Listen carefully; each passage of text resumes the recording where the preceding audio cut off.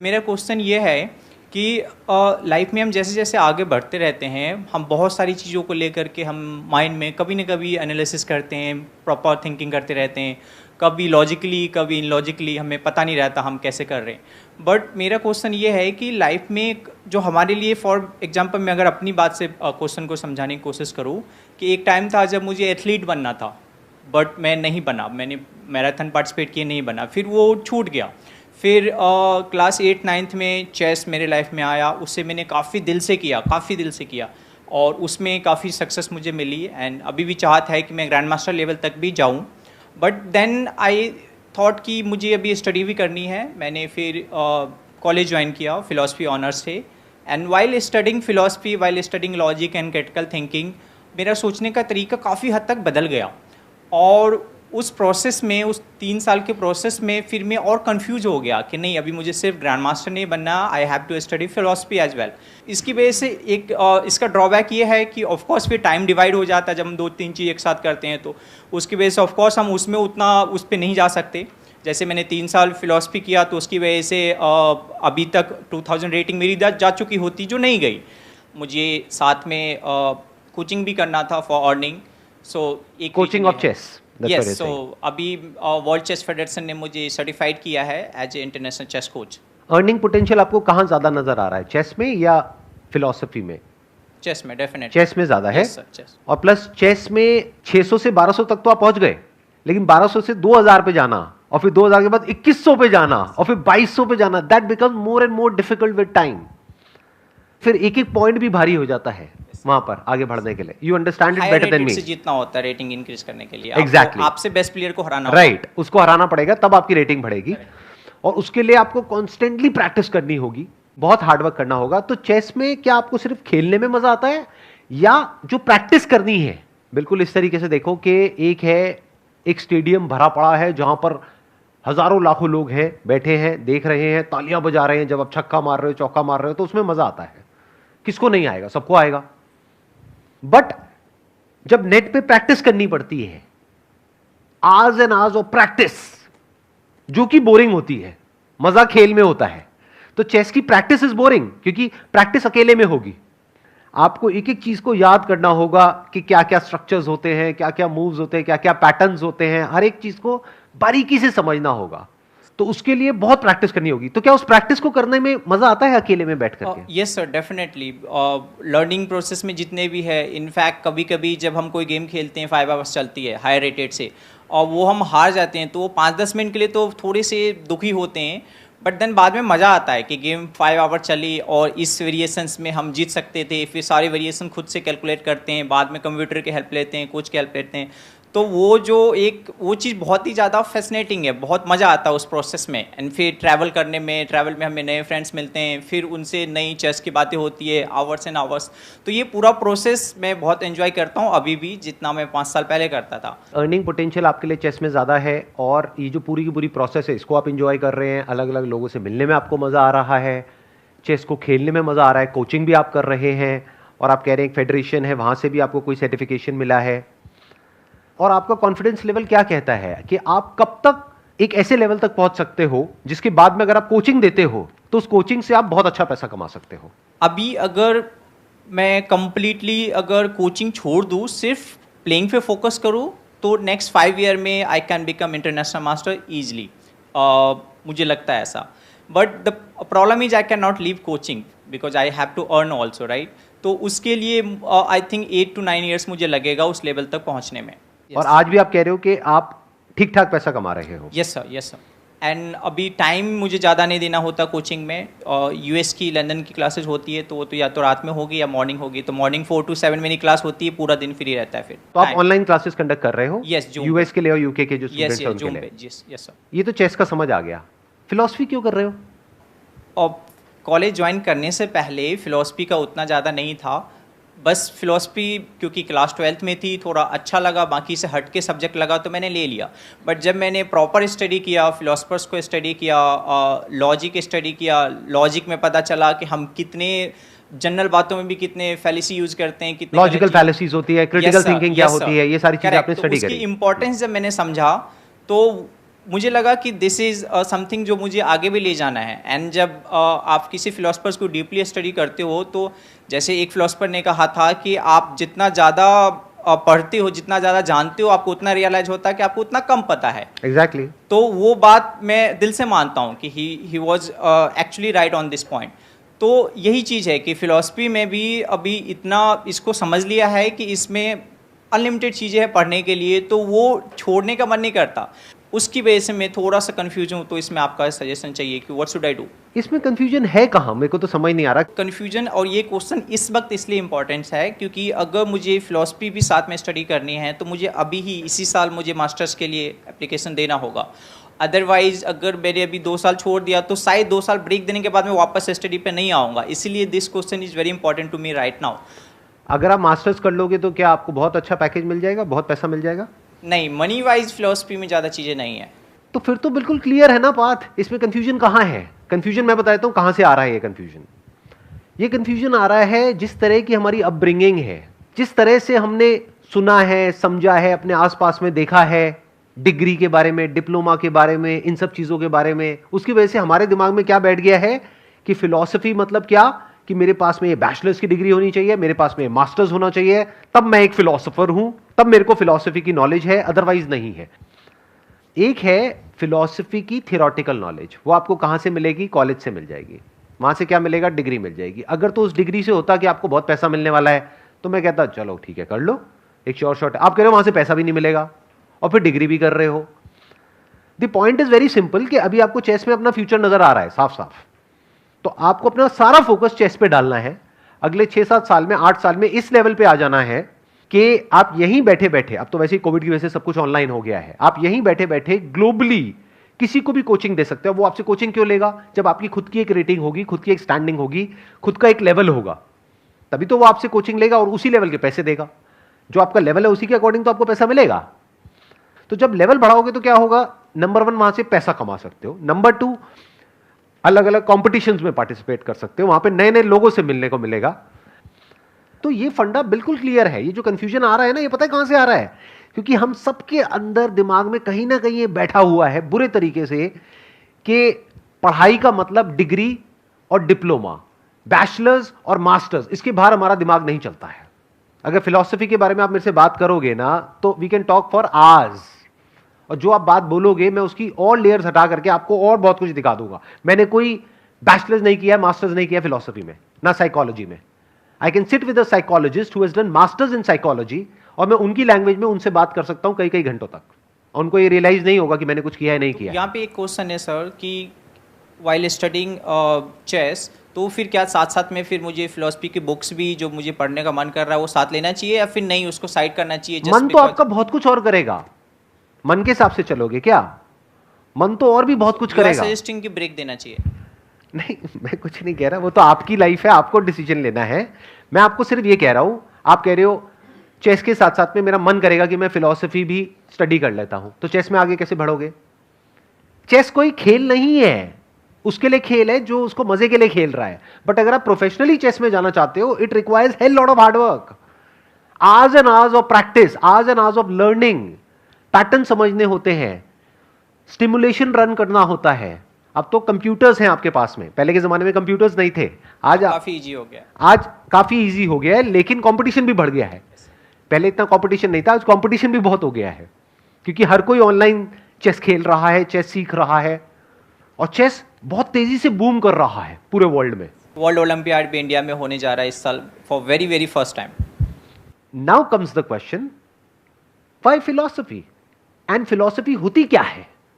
उसका डिग्री से, डिप्लोमा से, या जो बुक्स हैं वहां पर, उससे क्या कनेक्शन है?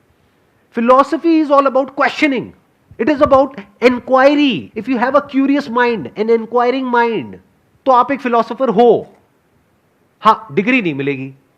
अब अगर डिग्री की भूख है तो बात अलग है, बट अगर सीखने की भूख है तो आप 35 साल की एज में सीखो, 40 में सीखो, 50 में सीखो, कौन रोक रहा है? जब चेस में एक लेवल पे आ चुके हो तो साथ साथ में कुछ और भी तो चाहिए ना। तो फिलॉसफी को पढ़ो, और सिर्फ फिलॉसफी को ही क्यों पढ़ना है? हो सकता है आप हिस्ट्री पढ़ो तो आपको उसमें भी इंटरेस्ट आने लग जाए, क्योंकि ये दोनों कनेक्टेड हैं आपस में। फिलॉसफी को समझने के लिए आपको हिस्ट्री को भी समझना होगा, और हिस्ट्री को समझने के लिए साइकोलॉजी को भी समझना होगा, और फिलॉसफी को भी समझना होगा, सब कुछ समझना होगा। और किस फिलॉसफी की बात कर रहे हो आप? Western philosophy? और इंडियन से ज़्यादा तो वेस्टर्न में पसंद करता हूँ, क्योंकि इंडियन में काफ़ी सारी चीज़ें ऐसी भी है जो इलॉजिकल लगती है। अब उसको प्रूव करना एक अलग केस है, लेकिन इलॉजिकल है इंडियन फिलॉसफी में काफ़ी चीज़ें। ये जो हमारा एजुकेशन सिस्टम है ना, ये ब्रिटिशर्स ने बनाया था। किसके लिए? आपके फायदे के लिए या अपने फायदे के लिए? कुछ पॉइंट बताया मैंने जो नहीं, मैं वैसे ही पूछ रहा हूँ। ये जो एजुकेशन सिस्टम है ये कहाँ से आया है? ब्रिटिशर्स ने इंट्रोड्यूस किया था ना इंडिया में, अपने फायदे के लिए, क्योंकि उनको चाहिए थे रोबोट्स, ऐसे लोग जो यस सर बोले और अपना काम करें, क्वेश्चंस ना पूछे। तो ये जो वेस्टर्न फिलॉसफी की आप बात कर रहे हो, अरे वो सब सुपरफिशियल है। अगर रियल डेप्थ आपको देखनी है ना तो वेद उठा लो। रियल फिलॉसफी इंडियन फिलॉसफी है। जब एक्चुअल में पढ़ लोगे ना पूरी दुनिया की फिलॉसफी, और जब एक्चुअल में उस लेवल तक पहुंचोगे जो फिलॉसफी का एंड है। एक बहुत ही फेमस फिलॉसफर रहे हैं पास में, उन्होंने कहा I think therefore I am. Descartes ने कहा था। डेकार्ट ने कहा था, क्या ये सच है? इसका आंसर हाँ में भी नहीं दिया जा सकता, ना में भी नहीं दिया जा सकता। और अगर मैं अभी आंसर दे दूं तो?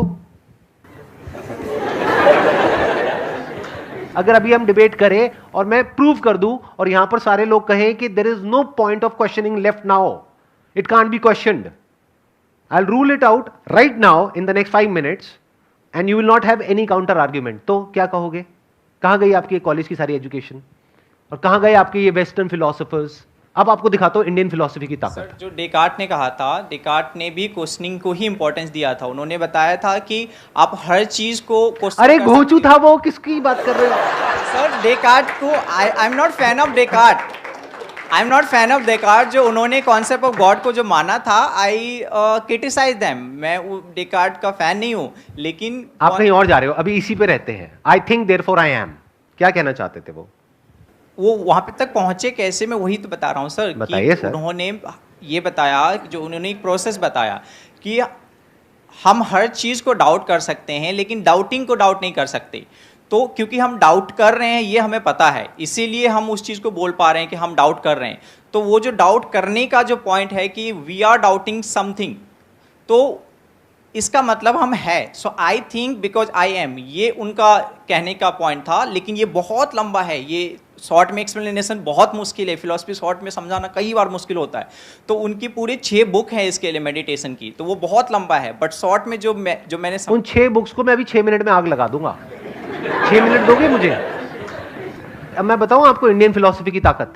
ये आपने करी बात वेस्टर्न फिलॉसफी की, आपने 6 बुक्स पढ़ी उसकी, ठीक है, और अपने एग्जाम्स में जाकर के लिख के आ गए, दैट इज ओके। अब देखते हैं इंडियन फिलॉसफी क्या कहती है। ये पॉइंट बकवास है, I think therefore I am. इसके पीछे चाहे 6 बुक्स है चाहे 6000 बुक्स है। वो लोग जो वेस्टर्न फिलोसोफर्स हैं वो थिंकिंग में जाकर के अटक जाते हैं। वेस्टर्न वर्ल्ड पूरा थिंकिंग में जाकर के अटक जाता है। जो इंडियन फिलॉसफी है, यानी कि जो वेद है, उपनिषद है, वो थिंकिंग को इतना इंपॉर्टेंस नहीं देते हैं। Thinking is just a part of existence. ये जो आई एम है, इसका एक छोटा सा पार्ट है thinking. Now what is thinking? आपने कहा डाउट करना, कि लेकिन मैं ये डाउट नहीं कर सकता कि मैं डाउट कर रहा हूं इस वजह से मैं हूं। क्या बकवास बात है। डाउट क्या होता है? What is doubting? डाउटिंग कहां से आती है? डाउट आता है जब माइंड में 2 चॉइसेस होती है। Existence is choiceless. इस बात को आराम से बैठ करके समझना मैंने क्या बोला है। नंबर 1। नंबर 2, आई एम, इसको आप क्वेश्चन नहीं कर सकते। आई थिंक को क्वेश्चन कर सकते हो। अगर अभी मैं आपकी मेमोरी निकाल दूं, याददाश्त चली जाए, उसके बाद आप हो या नहीं हो। लेकिन मैं आपसे पूछूंगा आपका क्या नाम है, क्या जवाब दोगे? मेमोरी नहीं रहेगी तो बताने की कंडीशन में नहीं रहूंगा। थिंकिंग कहां है? नहीं है। Without memory there is no thinking, but you still exist. Sir, Descartes ने बहुत प्रॉब्लमेटिक बातें कही है, आई एग्री विद यू। अरे सिर्फ डेकार्ट नहीं, ये सारे वेस्टर्न फिलोसोफर्स जो है, जिनको आप पढ़ पढ़ करके खुश हो रहे हो, इसमें से 99% क्रैप है। तो क्रैप को क्यों अपने दिमाग में भर रहे हो? अरे भाई साहब, चेस खेलो। और अगर फिलॉसफी और अगर एक्चुअल फिलॉसफी को समझना है ना, एक्चुअल फिलॉसफी, तो इंडियन फिलॉसफी को समझो। इसकी पावर तो आप सोच भी नहीं सकते कहां तक है और क्या है। मैं इसको इस पॉइंट से नहीं देखता कि इंडियन अच्छा है या वेस्टर्न अच्छा है। मेरा पॉइंट ये है कि हर एक चीज़, चाहे कहीं का भी हो, अगर उसमें लॉजिक है, कुछ ऐसा है जो आपके माइंड को थोड़ा और इवॉल्व करे, तो that is good to study. भाई साहब, लॉजिक की एक लिमिटेशन है। ये जो लॉजिक आया है ना, ये आया है वेस्ट से। Logic is in the realm of thinking. Without thinking there is no logic. में काफी पॉइंट पे सुपरफिशियल चीजें भी तो है, चाहे वो रिलीजन से रिलेटेड हो या कॉन्सेप्ट ऑफ गॉड हो।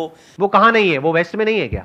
वैसे में है, बट पॉइंट इज कि जिस लेवल पे उसको मैं सबकी भावनाओं को कदर करता हूँ, मैं ये नहीं कह रहा हूँ बोलो ना, खुल के बोलो, क्या दिक्कत है? कि जब हम किसी कॉन्सेप्ट ऑफ गॉड को लेकर के बहुत ज़्यादा वो होते हैं और उससे सिर्फ वो एक बिलीव नहीं रहता, उसकी वजह से ग्राउंड लेवल पे वायलेंस होते हैं, बहुत सारी चीज़। मैं पोर्शन की बात कर रहा हूँ, जो ज़्यादा पोर्शन है हमारे सोसाइटी में और आजकल भी खासकर, तो एक कॉन्सेप्ट नहीं है, एक गॉड के कॉन्सेप्ट से 1000 गॉड हमने बना दिए, जबकि ये भी मानते हैं कि गॉड से फेक है, फिर भी 1000 अवतार बना दिए, 1000 रिलीजन बना दिए, 1000 चीज़ें बना दिए। सो मेरा पॉइंट है कि एक पॉइंट जिसको हम उस पर हम क्वेश्चन ही नहीं करते, हम बस एक नहीं, हमने इंसान जैसा इमेज बना दिया, हम उसका बस बिना किसी से बस हम पूछते रहते हैं। माय पॉइंट, मैं एक ऐसे लेवल पे हूँ जहाँ पे मैं गॉड को नहीं मानता और मानता भी हूँ, मैं किसी एक कंक्लूजन पे नहीं पहुँचा हूँ कि गॉड है या नहीं है, बट ये मान लेना कि गॉड है और उसके लिए हर वो चीज़ बिल्कुल ब्लाइंडली एक भीड़ की तरह फॉलो करते रहना, तो आई डोंट लाइक दैट। तो ये चीज़ मैंने जो सीखी है, थोड़ा थोड़ा पहले से भी था, लेकिन स्टडिंग फिलोसफी में ज़्यादा सीखी है, क्योंकि philosophy is the only place where you can question. आप टेंपल के सामने, मस्जिद के सामने जाके गॉड को क्वेश्चन करोगे, प्रोबेबली नेक्स्ट डे आप जिंदा भी ना रहो। इतनी टेंशन ना लो, आप जिंदा रहोगे। यहाँ पे कैमरे में आपकी शक्ल पूरी पूरी दिख रही है, टेंशन क्यों ले रहे हो? आप क्वेश्चन कर रहे हो, इसमें गलत क्या है? वो मैं बोल रहा हूँ कि मैं एक बात बोलूं, आपने बोल दिया, अपना आर्ग्यूमेंट दे दिया। इस दुनिया में कौन लोग हैं जो प्रॉब्लम क्रिएटर हैं? वो जो करोड़ों भगवानों को मानते हैं, क्या वो आपस में लड़ते हैं? या वो जो कहते हैं कि एक ही भगवान है दुनिया में, जो भी उसको नाम देते हैं, और कहते हैं वो ही सच है, बाकी सब झूठ है? आराम से समझिए कि जो हिंदुइज्म है वहां पर करोड़ों भगवान क्यों हैं, उसका लॉजिक क्या है। पहाड़ की भी पूजा हो रही है, मिट्टी की जो मूर्तियां उसकी भी पूजा हो रही है, सूर्य की भी पूजा हो रही है, चांद की भी पूजा हो रही है। किसकी पूजा नहीं हो रही है? धरती, जल, अग्नि, वायु, आकाश, सबकी पूजा हो रही है। तो हिंदू धर्म जो है वो क्या कहता है? सब में भगवान है। इससे बढ़िया फिलॉसफी, इससे अच्छी फिलॉसफी हो ही नहीं सकती, इससे ओपन फिलॉसफी हो ही नहीं सकती। मतलब आप भी भगवान हो, आपसे भी जब मिलते हैं तो ऐसे करके मिलते हैं। मतलब क्या? कि आपके अंदर का जो भगवान है उसको मैं प्रणाम करता हूं। आई एग्री सर, बट इसमें फिर ये पॉइंट भी है ना, मैं इस चीज़ से, इस फिलॉसफी के अगेंस्ट नहीं हूँ, मैं उस चीज़ से दुखी हूँ जो इनबैलेंसेज, इस थॉट्स, ये कॉन्सेप्ट ऑफ गॉड जो कि जनरली वैसे जैसे आप समझा रहे हैं वैसे लोग नहीं समझते ना, ज़्यादातर लोग समझाते हैं और वायलेंस क्रिएट होता है। और फिर एक मिनट आपने कहा वायलेंस क्रिएट होता है, वायलेंस की जड़ क्या है? इग्नोरेंस है, इग्नोरेंट होते हैं लोग। अब देखो इसमें कितनी बड़ी लॉजिकल फैलेसी है। अरे भाई साहब, ये जो आपके सारे फिलोसॉफिकल फंडे हैं ना, सारे हिला दूंगा अभी के अभी। आप कह रहे हो इग्नोरेंस जड़ है प्रॉब्लम की। इग्नोरेंस कभी भी जड़ नहीं होती किसी भी प्रॉब्लम की। Ignorance is not a problem. सबसे ज्यादा इग्नोरेंट कौन होता है इस दुनिया में? एक बच्चा जो अभी पैदा हुआ है, he is ignorant even of his own name. Is he a problem? तो ignorance is not a problem, wrong knowledge is a problem. Animals are ignorant, they are not a problem, right? You agree? Animals के लिए हम problem है, इंसान problem है। अगर animals से पूछोगे ना कि हां एक शैतान की शक्ल बनाओ, तो पक्का इंसान की जैसी होगी। और हम एनिमल्स की पूजा करते हैं, क्यों? क्योंकि एनिमल्स एक्चुअल में इग्नोरेंट है, भोले हैं, इनोसेंट है, बट ये जो थॉट है वो कनिंग है। तो थॉट ने क्या क्रिएट कर दिया? अलग अलग कॉन्सेप्ट्स क्रिएट कर दिए। तो एक कॉन्सेप्ट है कि इस दुनिया में एक ही भगवान है, जो उसको मानता है वो हमारा अपना है, और जो उसको नहीं मानता है वो सब पराये हैं, वो सब गैर हैं। दोनों में से किसी भी कॉन्सेप्ट के साथ अपने आप को बांधना क्यों? अरे वो आप छोड़ो कि बांधना क्यों है, उसके पीछे भी एक रीजन है। क्योंकि एक इंसान को सिक्योरिटी चाहिए, उसको साइकोलॉजिकल सिक्योरिटी बोलते हैं। कॉन्सेप्ट के साथ ये करना क्यों है, ये कभी क्वेश्चन नहीं पूछा जाता है फिलॉसफी में। क्यों नहीं पूछा जाता है? वहां पे ये पूछा जाता है कि क्या है। साइंस इज ऑल अबाउट क्या, नॉट अबाउट क्यों। कभी ये नहीं पूछते कि लॉ ऑफ ग्रेविटी क्यों है, लॉ ऑफ ग्रेविटी क्या है। तो अब ये देखो कि इस दुनिया में क्या है, ये नहीं कि क्यों है।